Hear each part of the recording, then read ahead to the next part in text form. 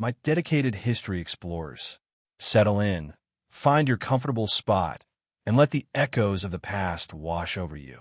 Tonight, we journey back to one of the darkest chapters in human history, the Black Death, a time when a hidden killer stalked the land, and fear drove people to unimaginable acts of cruelty. We'll delve into the devastating accusations, the widespread violence, and the desperate search for refuge amidst the terror. Before we begin this immersive tale, take a moment to hit that like button, share this story with someone who needs to hear it, and let us know your thoughts in the comments below. Let us begin.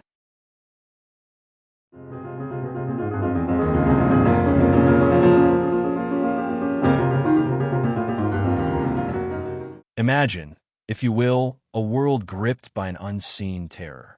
A shadow so vast and absolute that it swallowed nearly half of an entire continent's population. This, my friends, was the Europe of the mid-14th century, a world brought to its knees by the Black Death. And in the crucible of such unimaginable fear and devastation, humanity, as it so often does, searched for an explanation, for someone to blame. And tragically, they found one. For centuries, the Jewish communities of Europe had existed in a precarious balance, often protected by official church doctrine, yet frequently targeted by fervent Christian animosity. The church, in its wisdom, recognized the Jewish roots of Jesus himself, a fact that, on paper at least, afforded some measure of protection. But when the plague descended with its relentless, indiscriminate brutality, reason thought often dissolved into primal fear and desperate superstition. Think of it, nearly half the population gone. Entire villages decimated. Families wiped out. The sheer scale of the horror was beyond comprehension for people who understood little, if anything, of germ theory or epidemiology.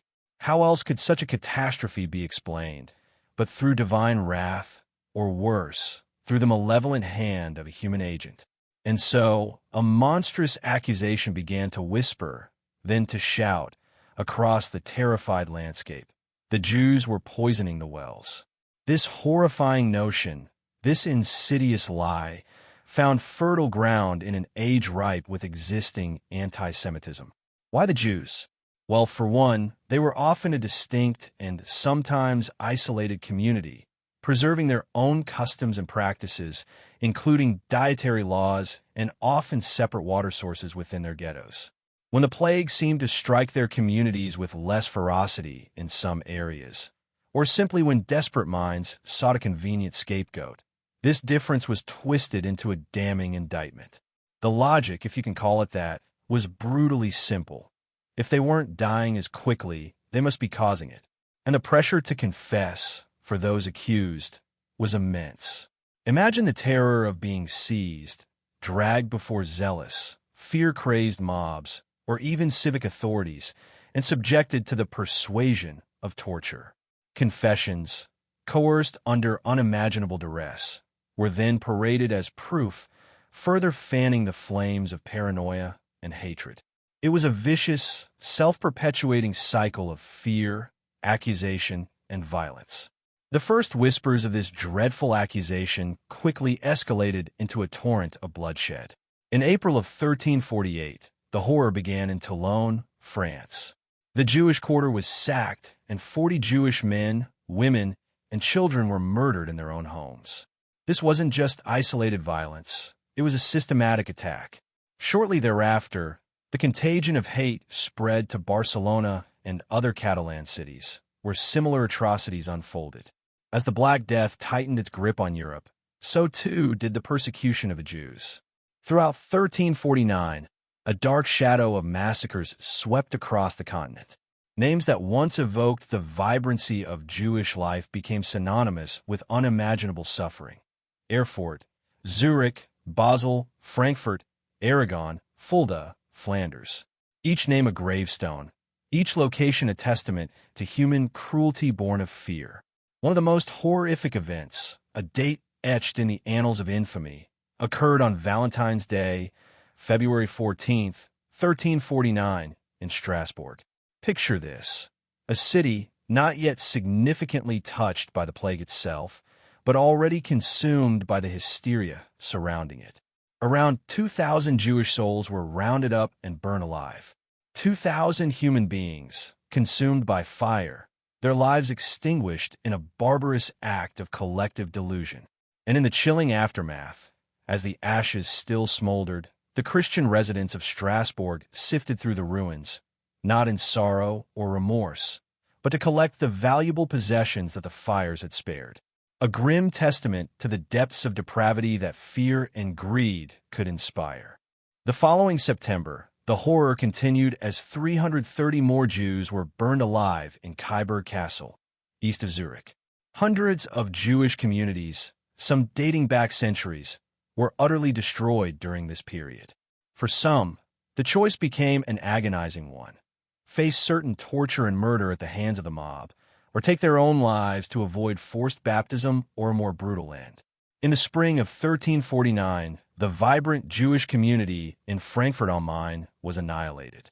This was followed by the destruction of their brethren in Mainz and Cologne. The Jewish population of Mainz, numbering some 3,000 souls, initially fought back, a desperate stand against overwhelming odds. They managed to hold off their Christian attackers for a time, a testament to their courage and resilience in the face of annihilation. But ultimately, the ghetto was overwhelmed and every single one of its Jewish residents was killed. On March 1st, 1349, the community in Worms faced a similar devastating fate. Accused of unleashing the plague, the Jews were attacked, their homes in the Judengasse and the synagogue quarter set ablaze.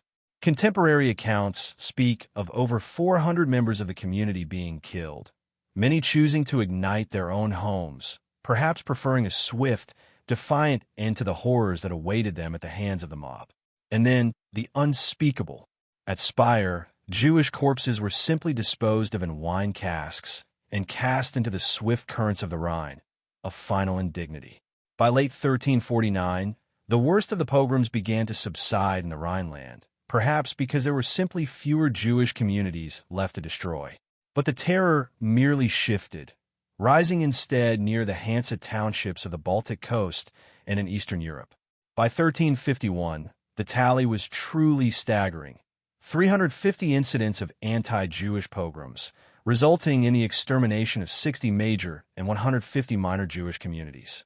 A continent had turned on its neighbors, driven by a fear so profound it shattered the very bonds of humanity.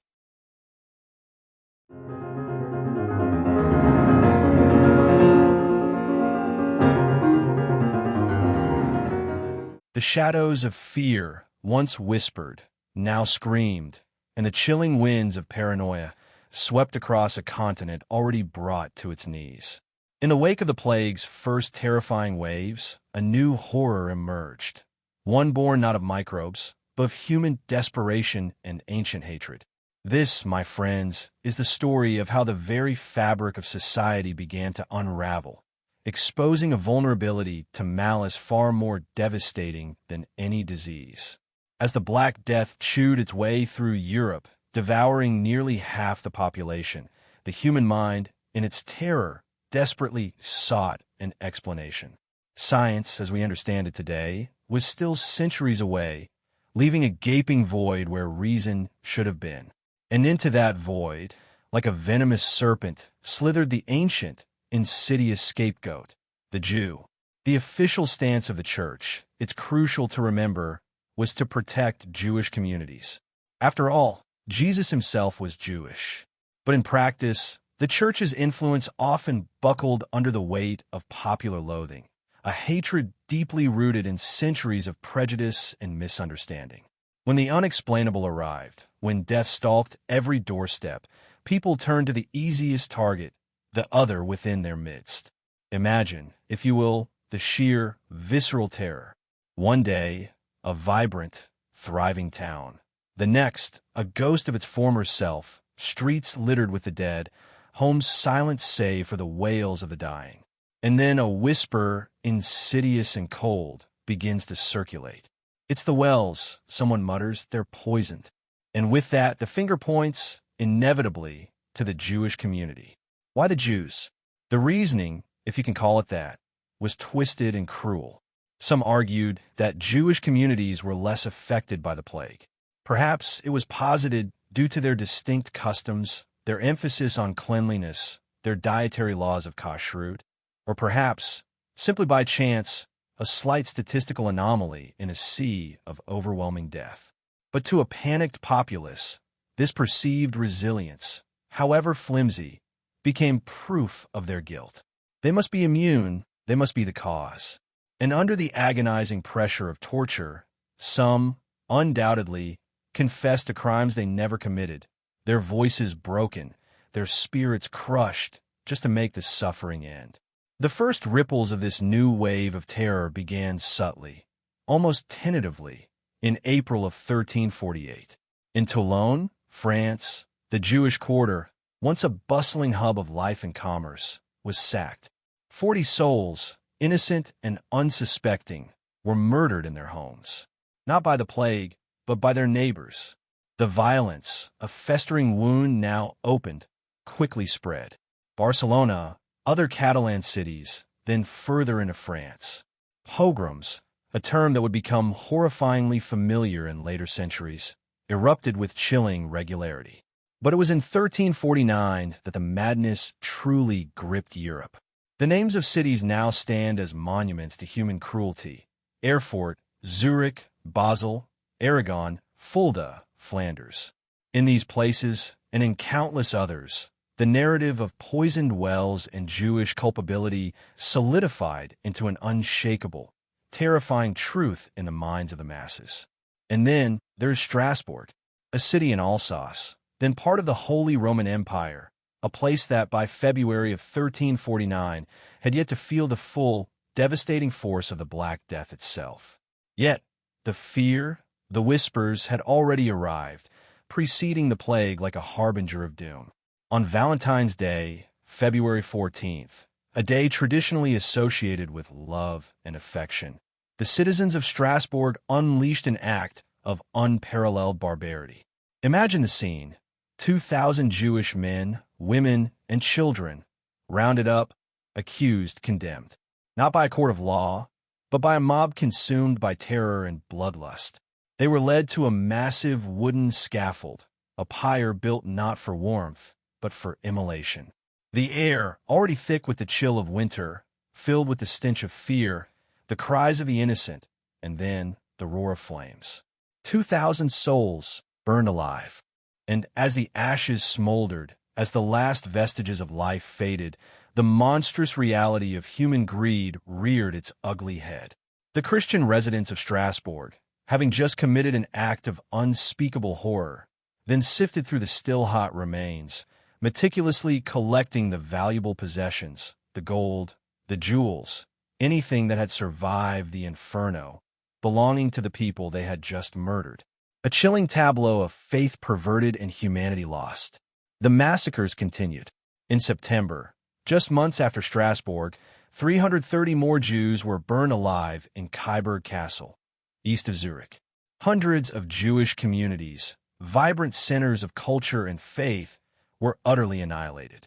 Faced with the choice between forced baptism and a horrific death, many, we are told, chose to set fire to their own homes, embracing the flames rather than renouncing their heritage. In Mainz, a community of 3,000 bravely defended themselves, holding off the attackers for a time, a desperate last stand, but eventually they too were overwhelmed, their lives extinguished. In Worms, over 400 met a similar fate, their Juden gas, their synagogue quarter, consumed by fire. At Speyer, the contempt for the Jewish dead was so profound that their bodies were unceremoniously dumped into wine casks and cast into the Rhine, a final, cruel indignity.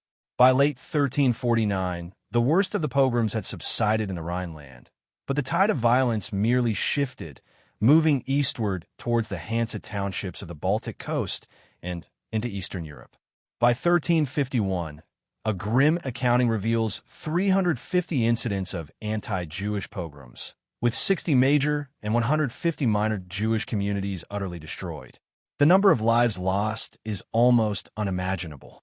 This widespread anti-Semitism, This hatred ingrained in the social fabric of the 14th century provided fertile ground for the accusations to take root. For many, the plague itself was seen as divine retribution for the wicked ways of society, and the enemies of Christ, the Jews, were an obvious target. The sheer speed and scale of these persecutions, fueled by fear and economic opportunism, carved an indelible scar onto the history of Europe. But amidst this darkness, there were flickers of light, however faint. We will next turn our attention to the desperate pleas of a pope and the unexpected sanctuary offered by a king, individuals who dare to stand against the overwhelming tide of madness, trying to protect those who were so cruelly persecuted. Because even in the darkest hours, the human spirit, in some, still clung to compassion.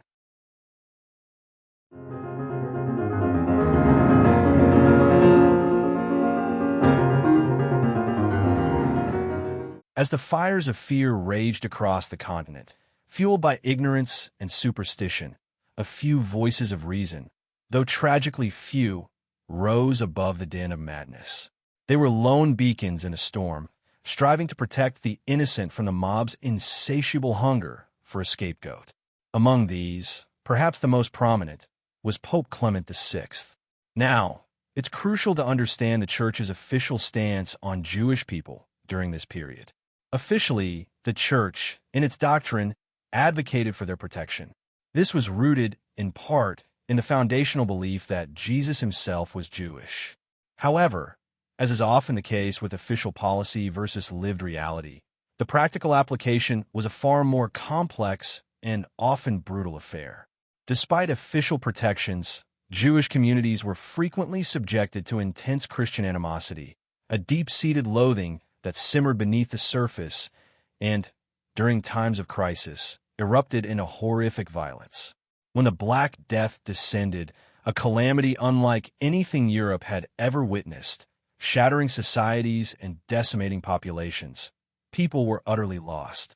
They had no scientific framework to comprehend the invisible killer that stole their loved ones and turned entire towns into graveyards.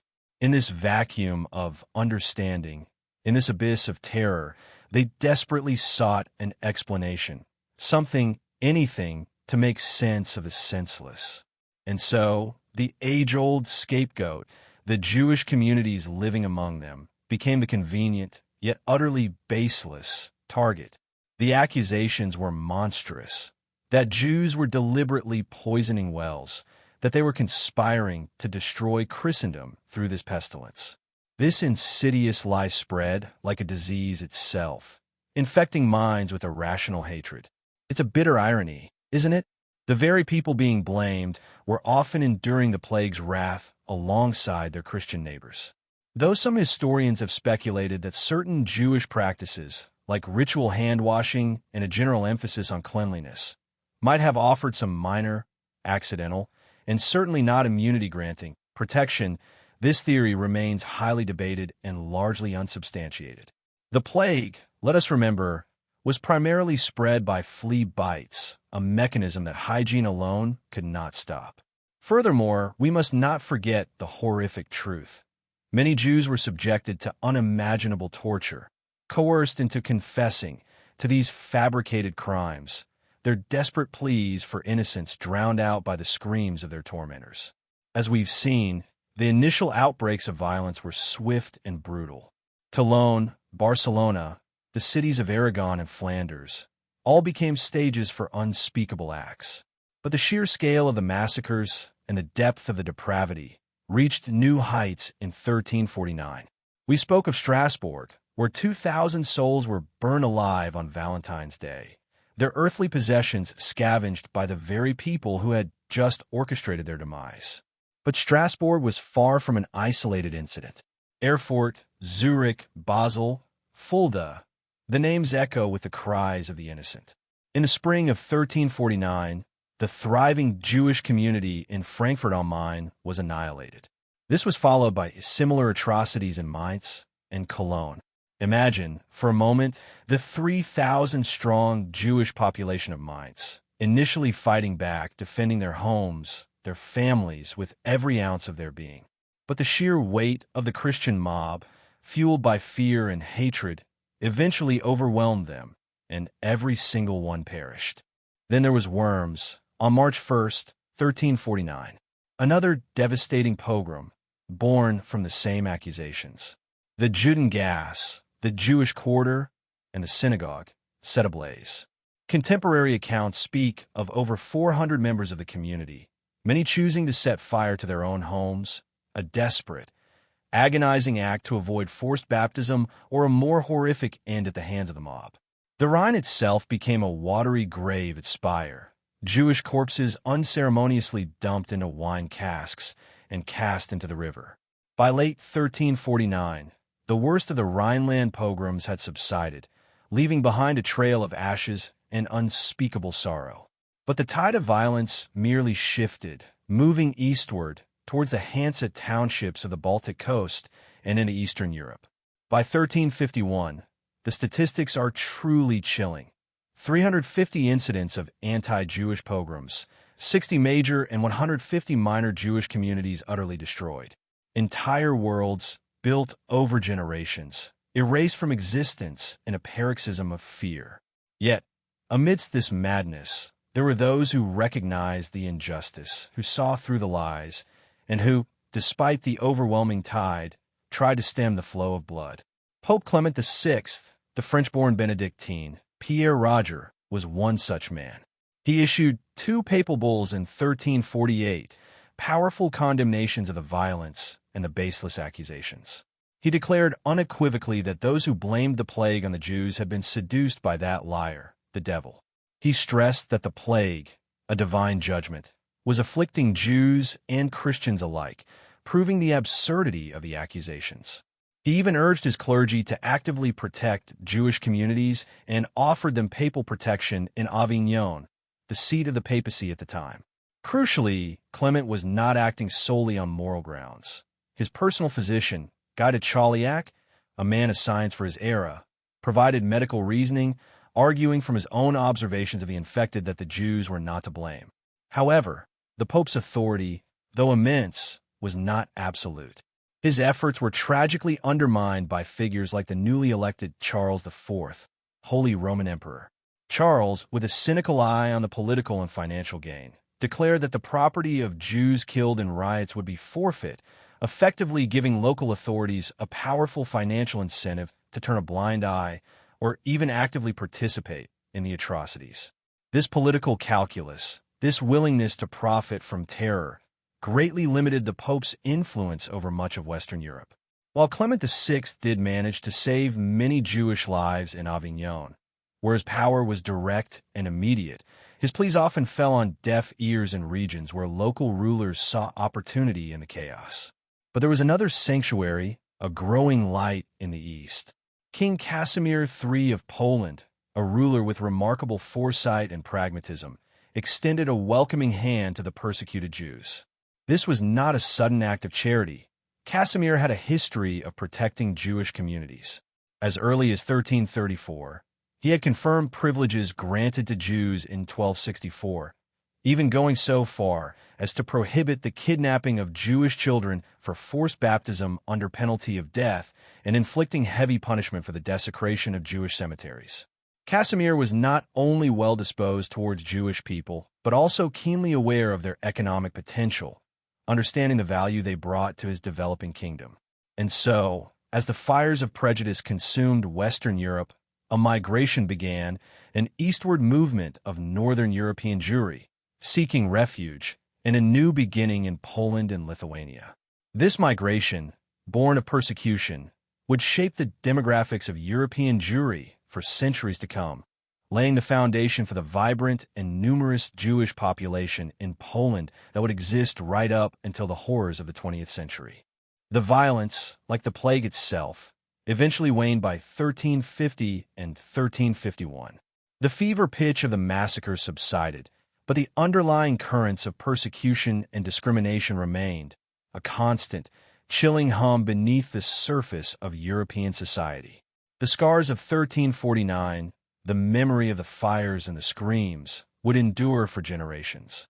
The legacy of the Black Death, a period of unprecedented human suffering, was not just the millions lost to disease, but also the profound and devastating impact of human hatred and prejudice, a darkness that, even today, serves as a stark warning from history.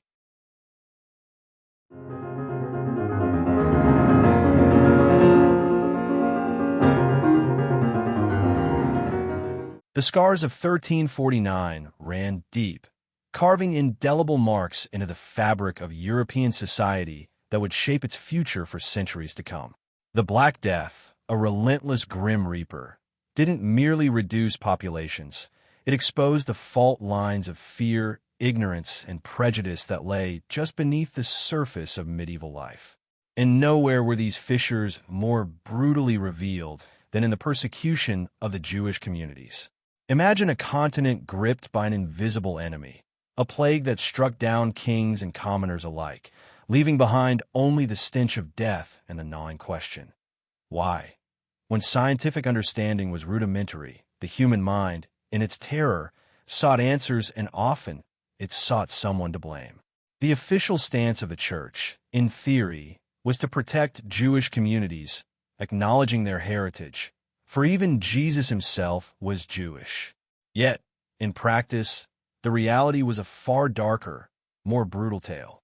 As the plague swept across Europe, decimating nearly half its population, a monstrous narrative began to take hold.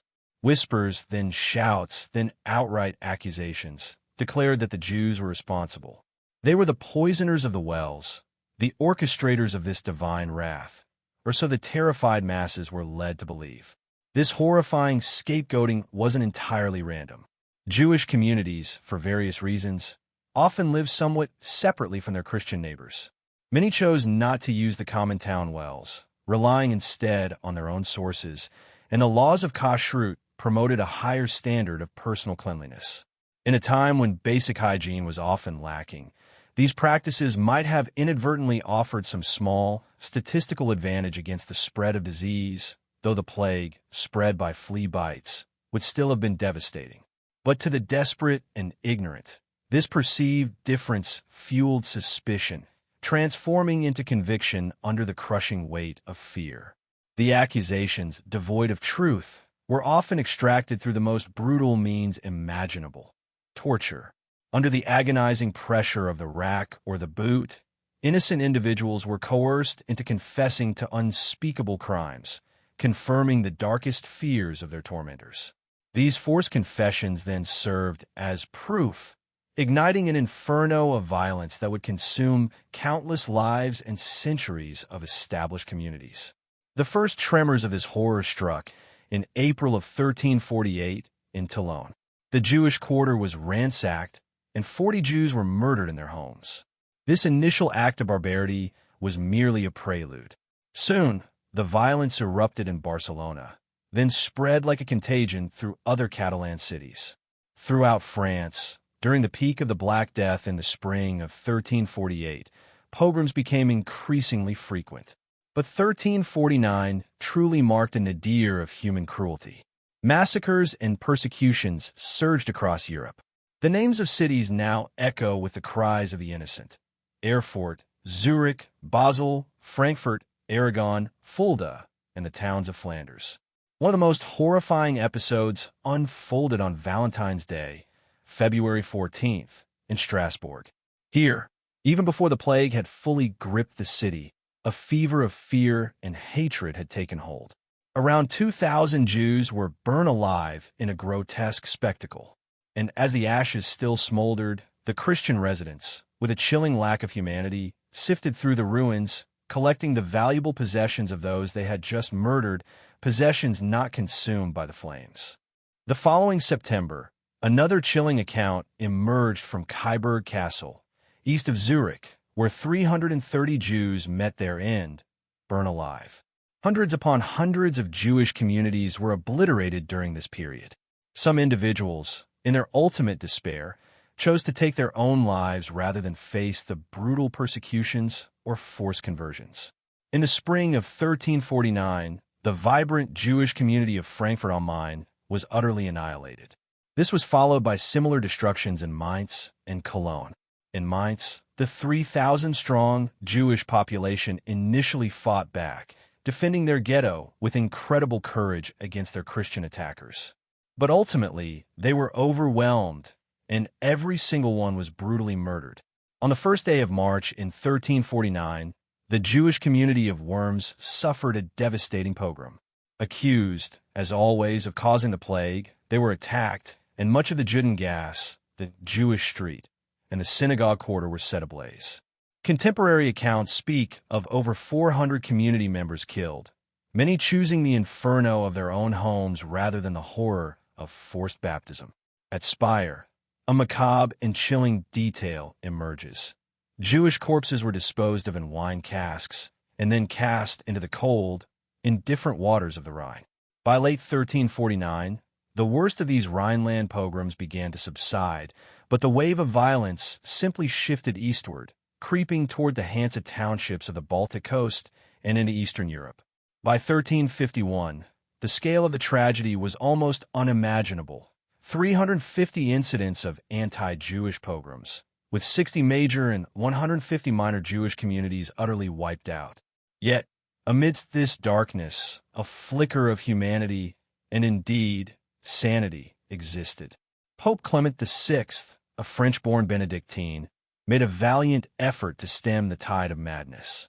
In two papal bulls issued in 1348, he unequivocally declared that those who blamed the plague on the Jews were seduced by that liar, the devil. He stressed, with reason and compassion, that the plague afflicted Jews and Christians alike, proving that the Jews could not possibly be its cause. He urged clergy to protect Jewish communities and even offered papal protection within Avignon. Clement's efforts were bolstered by his personal physician, Guy de Chauliac, whose medical observations directly contradicted the baseless accusations. However, the Pope's influence, vast as it was, proved limited in the face of widespread panic and the avarice of local rulers. The newly elected Holy Roman Emperor, Charles IV, even made the property of Jews killed in riots forfeit, creating a perverse financial incentive for local authorities to turn a blind eye to the atrocities. While the Pope saved many lives in regions where his direct influence was strongest, such as Avignon, elsewhere, his pleas often fell on deaf ears. As the plague finally began to wane in 1350, so too did the frenzied violence against Jewish communities. By 1351, the most intense period of persecution had passed, though a persistent undercurrent of discrimination and hostility remained. This horrific chapter, however, had a profound and lasting consequence that would reshape the demographics of European Jewry for centuries: a mass migration eastward. Jewish communities, fleeing the terror and massacres of Western Europe, sought refuge in Poland and Lithuania. King Casimir III of Poland, a shrewd and pragmatic ruler, enthusiastically granted them sanctuary and protection. This wasn't entirely new for him. He had a history of favorable edicts towards Jews, reaffirming their privileges and even imposing the death penalty for the kidnapping of Jewish children for forced baptism. Casimir recognized the economic potential of the Jewish population, and in their industriousness and skills, he saw an opportunity to enrich his realm. This migration, a direct legacy of the Black Death, profoundly contributed to the establishment of the large and vibrant Jewish population in Poland that existed well into the early 20th century. Consider this. Approximately 3.5 million Jews lived in Poland at the time of Adolf Hitler's rise to power, a demographic reality shaped, in part, by the terrifying events of 1349. Even in the Jewish communities themselves, the memory of these atrocities burned brightly, though written accounts were slow to emerge. For nearly 350 years, these stories were passed down orally in Jewish tales. It wasn't until 1696 that the accounts of Yifta Yosef ben Naphtali Hertz Siegelmanspack, known as Just Beskames, began to circulate. As a scribe and warden of the Worms community for decades, his writings aimed to show that the Jews were not idle victims, but actively sought to prevent becoming scapegoats. Though his assertion of armed resistance is debated by some historians, His accounts underscore the deep impact these events had on Jewish collective memory. The Black Death, then, was not just a medical catastrophe. It was a societal crucible. It laid bare humanity's worst impulses: fear, prejudice, and a desperate need to blame. But it also illustrated the resilience of the human spirit, the search for sanctuary, and the enduring legacy of communities reshaped by unimaginable hardship. The scars of 1349, in their tragic, violent history, undoubtedly shaped the modern Europe we know today, a testament to how profoundly the past continues to vibrate through the present. As we draw this somber journey to a close, remember that the whispers of the past continue to shape our present. The story of persecution during the Black Death is a stark reminder of humanity's capacity for both cruelty and courage. Thank you for joining me on this deep dive into history.